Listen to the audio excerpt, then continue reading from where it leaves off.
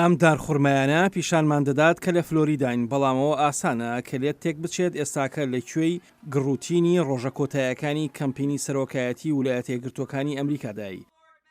تیمەکەی کلنتن دڵیان خۆشە بە ژمارەکانی ئەو دەنگدانە پێشوەختەی ئێرە و لەو باوەڕدان کە ویلایەتە سەرکیەکە دەبنەوە ئەگەر دەنگدەران بە ژمارەیەکی زۆر بەشداری لە دەنگداندا بکەن.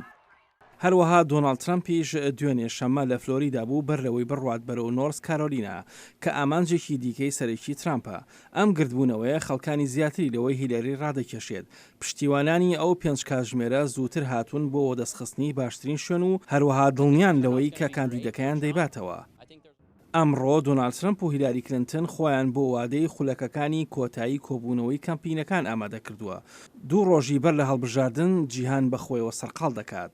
کلنتن بە دوای ئەستێرەبوونەوەی بۆ هێشتنەوەی ئەو پێشڕەوی یەکەمەی کە لە ڕاپرسیەکاندا بەدەستی هێناوە بە ئامادەبوونی یەک لە دوای یەکی.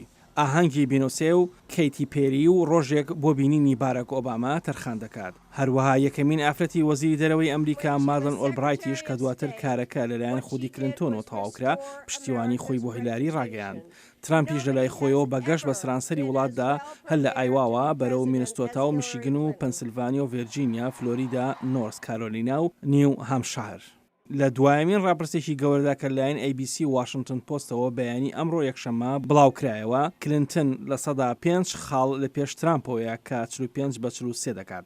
ئاستەکانی ڕاپرسیەکە هەر چۆنێک بێت لەیەکەوە نزیکن.